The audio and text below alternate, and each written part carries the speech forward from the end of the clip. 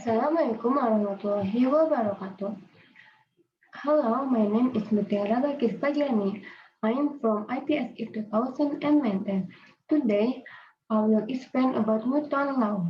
Newton's law first discovered by Isaac Newton. Isaac Newton, an English scientist, mathematics famous for his discovery of the law of gravity, also discovered the three laws of motion, or today these laws are known as Newton's law of motion. Newton's law. Newton's first law. Newton's first law states that if a body is at rest or moving at a constant speed in straight line, it will remain at rest or keep moving in a straight line at constant speed unless it is acted upon by a force. This postulate is known as the law of inertia. The key point here is that if there is no net forces acting on an object, if all the external forces cancel each other out, then the object will maintain a constant velocity. If this velocity is zero, then the object remains at rest. If an external force is applied, the velocity will change because of the forces. And then this is example for Newton's first law. While traveling in a bus can be explained on the basis of the law of inertia. When a passenger standing in the station bus suddenly moves, the movement pushes the passenger backward. Why does this happen? This is due to the inertia of rest experienced by the passenger in the upper part of the body. The body is rest when the bus is at rest.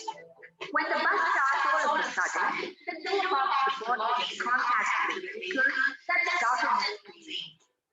Whereas the upper part of the body continuously rests because of the inertia of rest. Inertia of rest is the tendency of the body to resist any changes to rest. What happens when a fast-moving bus negotiates a right-hand curve on the road? The passenger will tilt to the left. Inertia of rest is the tendency of the body to avoid any change in the direction of its motion. With the application of traffic, the bus stops all of a sudden and the passengers then fall forward. This is due to inertia of motion experienced by the upper part of the body. When the bus is moving, the whole body of the passenger is in a state of motion. A sudden halt caused by the lower part of the passenger's body that is in contact with the bus comes to rest.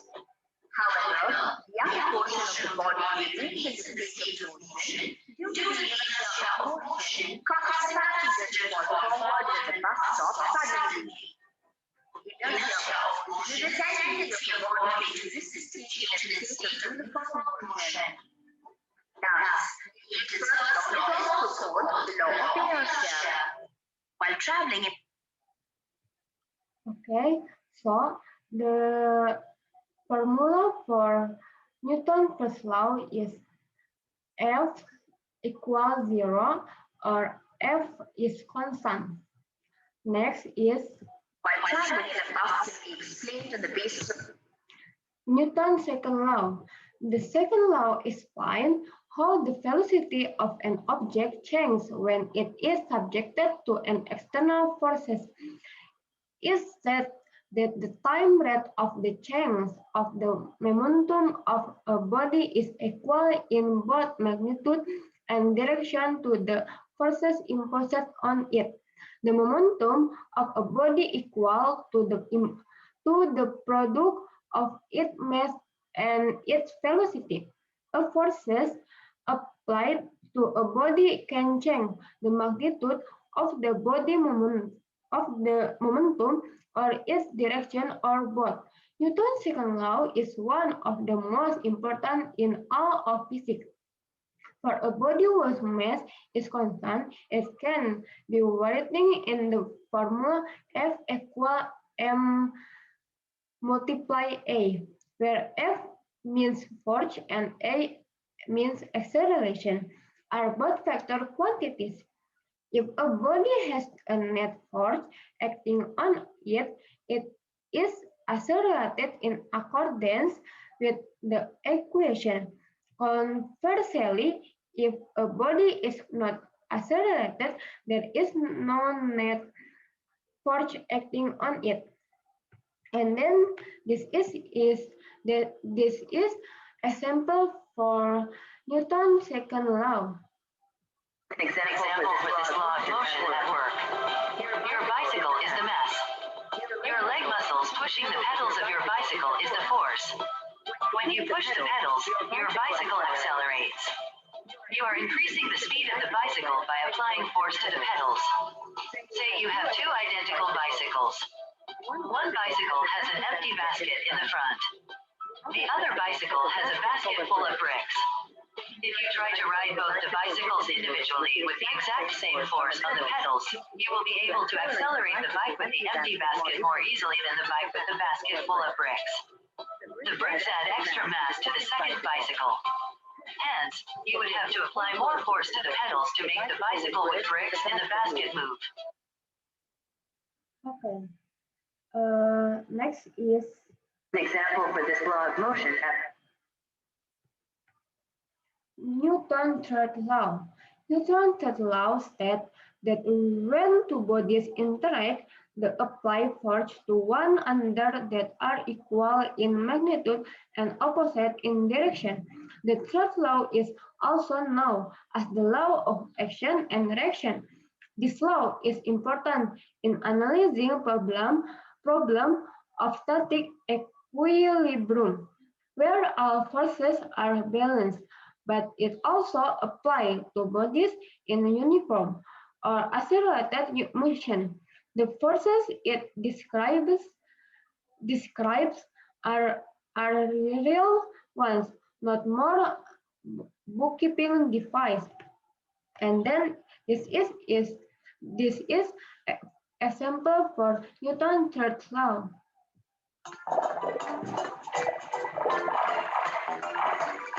See, you're moving forward towards the shore.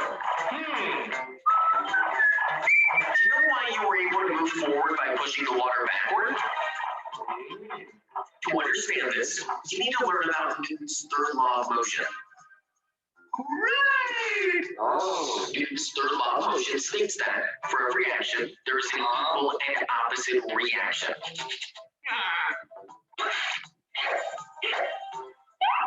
Nah, not that action. Wait, let me explain. When we swim, we apply force and push the water backward with the help of our hands. This is action. In response to this action, the water pushes us forward with equal force. This is reaction. Thus, in order to move forward and swim, the swimmer pushes the water backward. So, the formula for Newton's third law is F1 equal F2 or action equal reaction. And then thank you very much for your attention. Assalamualaikum warahmatullahi wabarakatuh.